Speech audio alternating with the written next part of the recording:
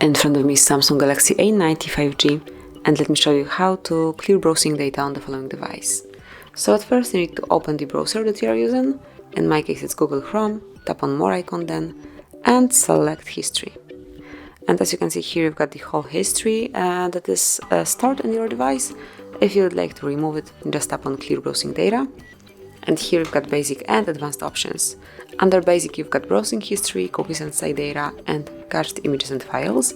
And if you will mark advanced, you have few more options, which are saved passwords, autofilling from data, and also site settings.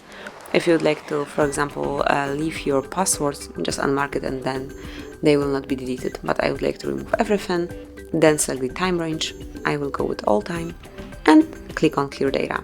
Then confirm that you would like to do it by tapping on clear. And that's it. As you can see, everything has been removed. That's all. Thank you for watching.